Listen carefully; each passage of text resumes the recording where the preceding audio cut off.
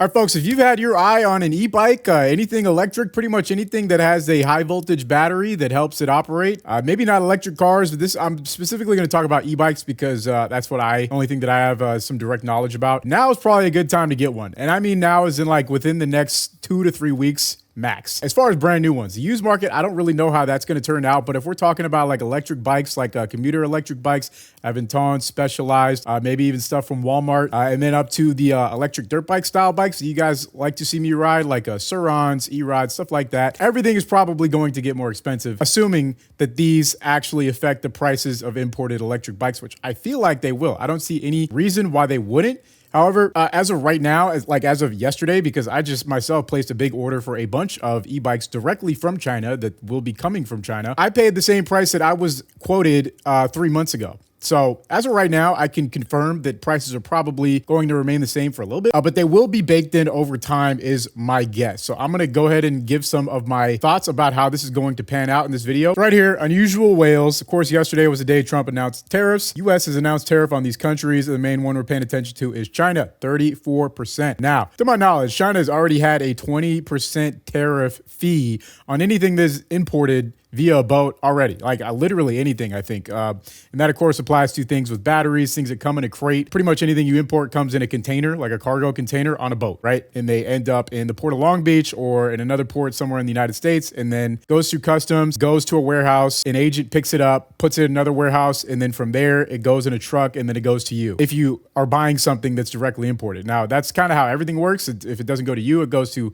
the place that you buy it from. And that's how, a lot of things are imported. So the current price of things is what they are without this. So it's fair to assume that there's now like approximately 50% import fee tax, whatever you want to refer to it as, on things that are being imported from China specifically. Now, here's the thing. Every single electric bike that you see anywhere all over the world, anywhere in the United States, doesn't matter what state you live in, it has the majority of its components come from China. Almost 100% of the time, the battery, the controller, and the motor will have been produced and or manufactured, at least, in China. And then it's brought here. So while I don't expect the price of something to increase, like say if it's $2,000, we're just going to slap a 34% increase on the price, and then it becomes $2,680 would be the new cost. I don't think that's going to happen. But here's the thing.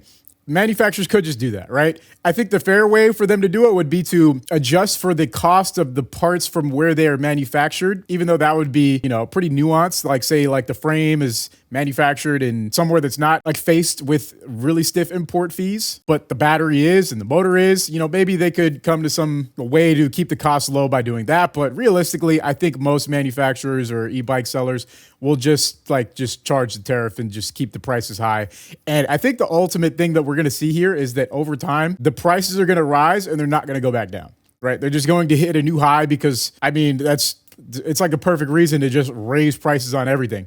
Now, here's the other thing is that there's only so much that people are willing to pay for e-bikes in the first place, right? I have a lot of experience with really expensive electric mountain bikes, which is it's funny how that's like a different beast, right? You could get a Surron for like $4,000 or a Talaria for $4,000. If you don't know what I'm talking about, it's like e-bikes like these. These are like e-bikes. These are like e-motos basically, right? But it's the same concept, 2 wheels, battery, motor, controller. Same thing that you see in any other e-bike, actually. It's just way faster, much more powerful motor, and ironically, not much more than like a really nice commuter e-bike, and sometimes less. Definitely less than like a mid-range to top-tier electric mountain bike. So if you saw the prices that I was just looking at, those bikes are around $3,500, $4,000, right around the $4,000 mark. Here we see a Specialized Level Comp. That's like a mid-level spec bike. It's not even close to the highest spec.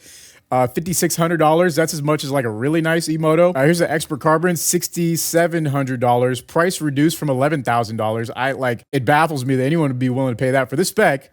People will pay that for nice ones. Now, if we type in S-Works, which is like the really nice Specialized bikes, you see they cost as much as a car, $12,000, $10,500.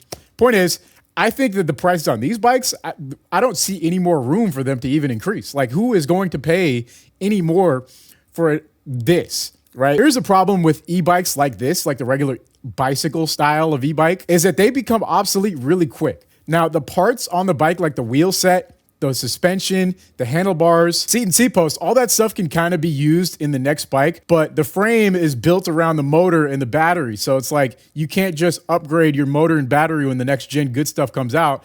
You have to buy an entire new frame set at the least. And for a lot of these like expensive top-end e-bike manufacturers, they don't offer that. You just have to buy the entire bike. So it's a sunk cost pretty much anytime you buy a brand new electric bicycle, right? Not necessarily a mountain bike, but a commuter or anything like that.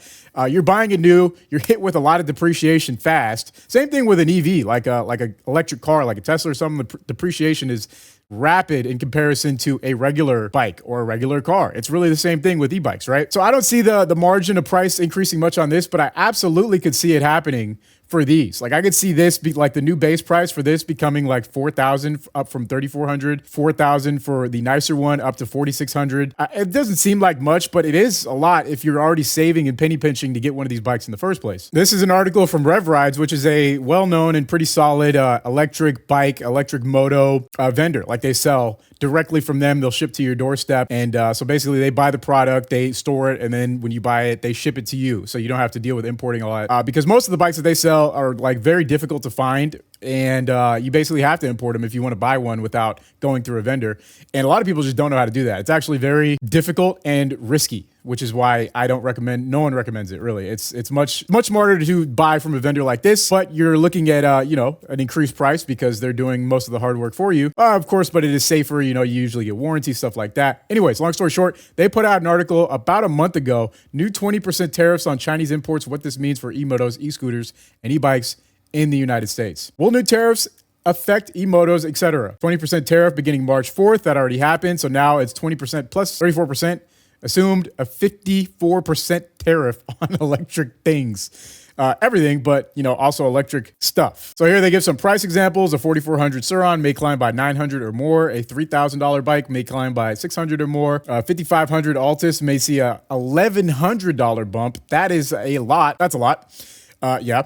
And then this Aventon Level 2 e-bike, that's like a commuter style bike. $1,600 bike may see a $320 increase, bringing the price after tax well over $2,000. So here's the thing. I don't gain anything by having people buy bikes. Like, I don't care if you buy it or not. I'm just kind of saying, if you had one on your radar, maybe it's time to accelerate the buying process, especially it's about to be summertime. It's a nice time to get on an e-bike. It's hard to say right now how this is actually going to pan out. Like if we see one retailer like jump their prices way up, anyone who doesn't, of course, is just going to snake all the business. So it's like, I think a lot of sellers are kind of not really in a position to want to immediately raise their prices. But the thing is, everyone's hand may be forced at the exact same time because they're not going to sell directly into the negatives, right? No one's going to be selling bikes and just immediately taking a loss.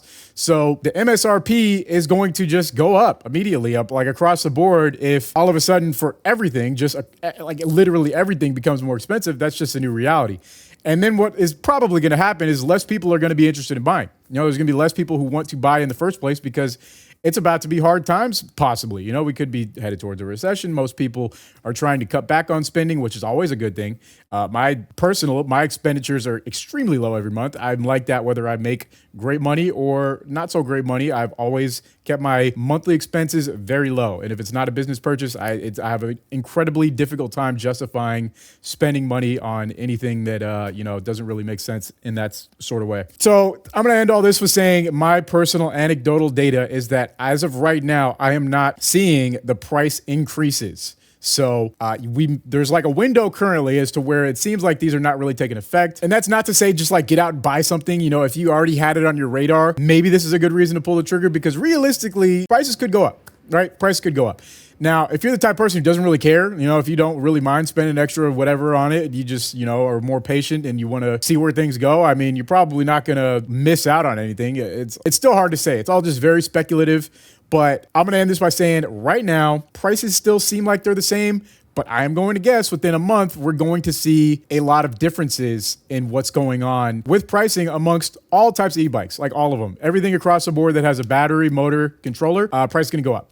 And e-bikes are extremely popular. This sounds like a niche topic, but there's a lot of like the interest in e-bikes is increasing exponentially, I would say. It's going up all the time. And this could be a perfect time for them to bump prices up. The bike industry, as for like regular pedal bikes, like road bikes and manual mountain bikes without a motor, you're seeing prices get slashed pretty much across the board there because, in my opinion, everything was overpriced in the first place over there. I spent $10,000 on a pedal bike that they slashed the price to $5,000 within a couple months. A couple years ago, and I was just like, what? Like, did I just get fooled? Like, I really did feel like I got fooled. Anyways, long story short, that's my 2 cents. Let me know what you think in the comments. That's it.